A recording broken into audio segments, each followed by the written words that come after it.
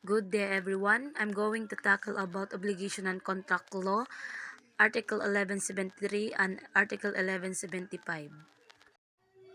Article 1173, the fault or negligence of the obligor consists in the omission of that diligence which is required by the nature of the obligation and corresponds with the circumstances of the person, of the time, and of the place.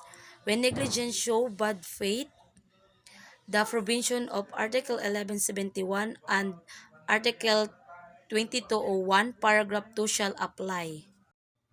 So in this Article 1173, it states that if there is a fault, pagkakamali, or negligence, kapabayaan, in the side of the obligor or debtor, and if he lost his proper diligence of a good father, either it is a nature of the obligation and corresponds with the circumstances of the persons, of the time, and of the place, and if that negligence show bad faith, this provision of Article 1171 and Article 2201, paragraph 2 shall apply, which is state that if show that if debtor is guilty or of fraud, bad faith, malice, or wanton attitude, the obligor or debtor is liable or responsible for damage.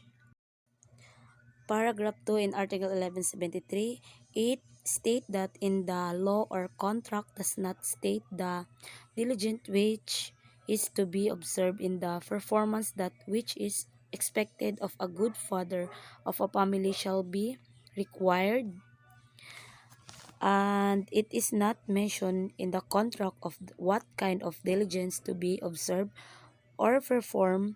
In the obligation, ordinary negligence shall be required or apply.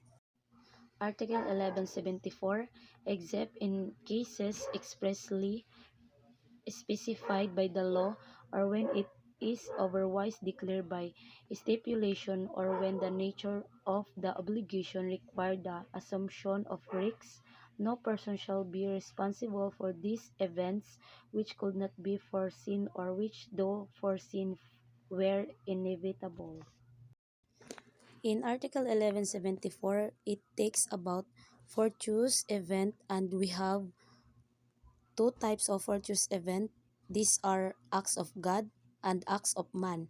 Example of acts of God is earthquake, flood, rain, lightning, and volcanic eruption. Example of acts of man: war, fire, robbery, and murder. So, in Article 1174, it has general rules and exception to the rules. So, in general rules, it say no person shall be responsible for those events which could not be foreseen or which, though foreseen, were inevitable. Article 1175, usurious transaction shall be governed by special law. Usurious transaction, it involves high interest loan. When we say high interest loan, sobra-sobra kung magpataw ng interest like 5.6, or government doesn't allow the high interest rate because the interest that allow for our government is 12%.